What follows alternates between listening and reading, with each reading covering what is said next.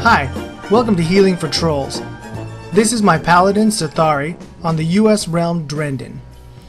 Before you touch that dial and think this is just another healing video that plays out like some lousy cell phone unboxing video, I can tell you that this has been well thought out and thoroughly edited.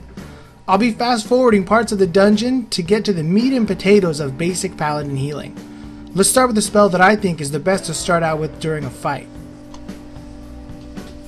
At the beginning of every pull, I like to make sure that my tank has Sacred Shield applied to him. Sacred Shield is a nice spell because on top of protecting your tank from damage by applying a buff that absorbs 500 damage, it also increases the critical strike chance of Flash of Light.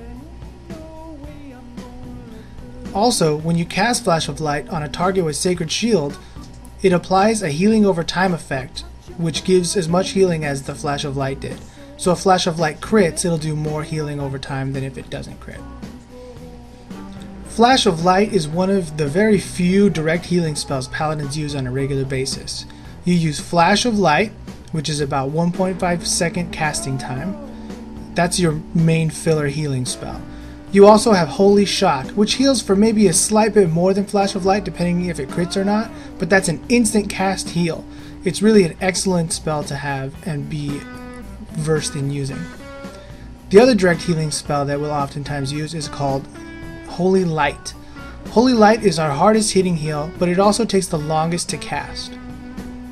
I don't recommend using Holy Light too much for beginners unless you already have healing experience on another class. In this next pull, I'll be focusing on using our Cleanse spell. Cleanse is a great spell for getting rid of disease, poison, and magic effects on friendly targets. It does not work on hostile targets. So during this pull, take a look at my unit frames add-on on the far left. I'll be hovering over it in a minute with my mouse. That guy got sheeped, cleansed it. Guy gets ice debuff, cleanse it. Ice again, cleanse it. Cleanse it.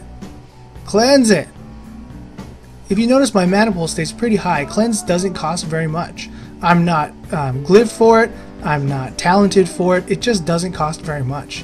I can cleanse all day long.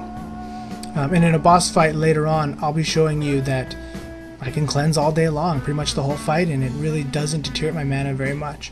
So if you have a free second between heals to cast a cleansing spell, I say why not? It can make or break a fight.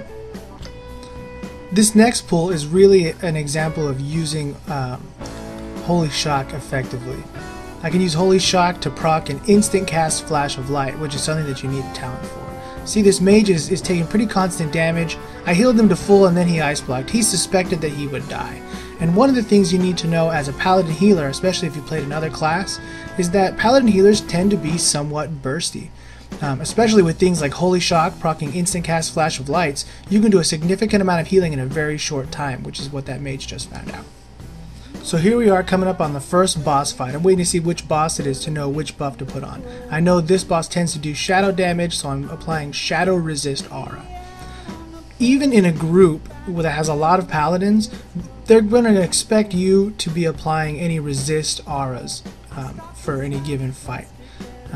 Most of the time a tank will apply Devotion Aura to do some protection, and the red paladin will apply Red Aura, and you'll just be expected to pick up whatever's left over.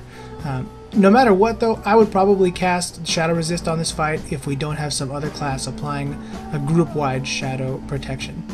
You might be seeing lots of numbers fly up from time to time, green numbers, not the 700s you see there, but in a second I'll Judge Light again. And what Judge Light does is when it's applied on a target, everyone that hits the target gets healed for 2% of their maximum health per strike.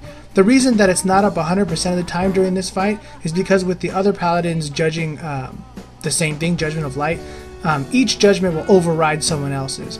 It doesn't really matter. As long as someone has Judgment of Light up, the group will be receiving the same healing as if you cast it.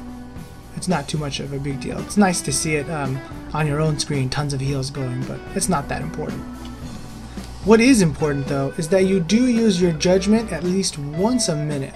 This applies a buff on yourself which increases your casting haste. This goes back to how bursty paladins are, and without that up, you lose a lot of your burst. You lose the speed in which your heals are cast, and you also lose the speed in which you're able to start casting another spell for instant cast spells like Holy Shock and when you proc an instant cast Flash of Light. The next spell on the list is a pretty important one in our arsenal. I don't use it too often in 5-man dungeons, but I'm going to use it here to demonstrate how it works for you. The spell is called Beacon of Light. So there it is on our tank, Beacon of Light. Lasts about a minute. This can be increased through glyphs. I don't do it. What this does is every direct healing spell done to a target will effectively heal that target as well, the beacon target. So there I heal that guy, heals the tank. I shock this guy, shocks the tank. I heal this guy again, it's going to go to the tank. Heal this guy, it goes to the tank. That's how it works. Basically, all direct healing you do is going to also apply to your beacon target. This will not bounce heals over for indirect healing, such as from our Judgment or from the heal over time effect that we can apply from Sacred Shield. These heals don't jump over, but any other direct healing will go equally over to the beacon target. There are a lot of uses for this. In this example right here, you can see the tank's taking a little bit of damage, but everybody else starts to take damage in a little while, and having the tank beaconed would be nice because the heals will bounce over to the tank as well when everyone starts taking damage. Another good time to use it is in the case where you feel like you might be taking a lot of damage. You place it on yourself, then you're free to heal everyone and not have to worry about whether or not you're going to die, as long as you're constantly healing other targets. I don't usually use Beacon of Light to save a player that keeps getting themselves into trouble by attacking targets and pulling aggro. I don't like to be an enabler for bad DPS.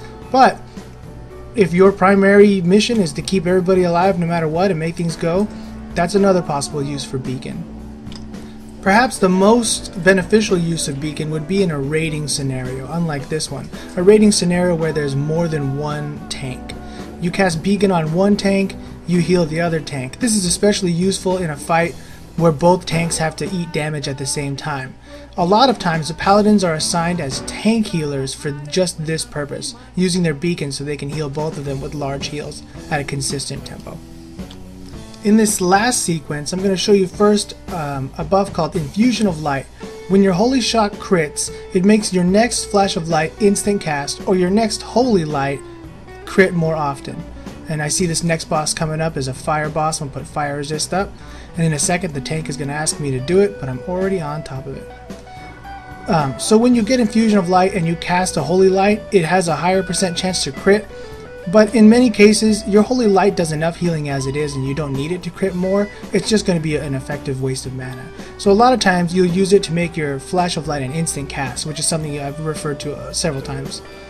So during this fight, the healing's pretty relaxed. I'm just going to be doing tons of cleansing. If you watch, the fire buff is up, I'm cleansing it. It's up again, I'm cleansing it.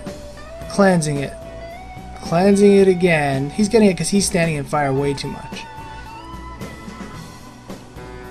Pretty relaxed. I use Beacon to heal a guy in tank. There's another cleanse. There's another cleanse. So as you can see, my mana is really not hurting at all. And my Paladin has pretty decent gear, but again, the point is, cleanse is a very mana efficient spell. This is one of the strengths of the Paladin spell. Aside from the fact that it can do disease, poison, or magic all in one spell, it doesn't cost very much. It's pretty easy to use. Well, those are the basics of Paladin healing. I say get out there, run some 5-man stuff, and test out your new skills. And if you want to ask me any questions, you want to see something else featured in a healing video, feel free to contact me on my WordPress blog site, nofuneral.wordpress.com. Thanks, guys.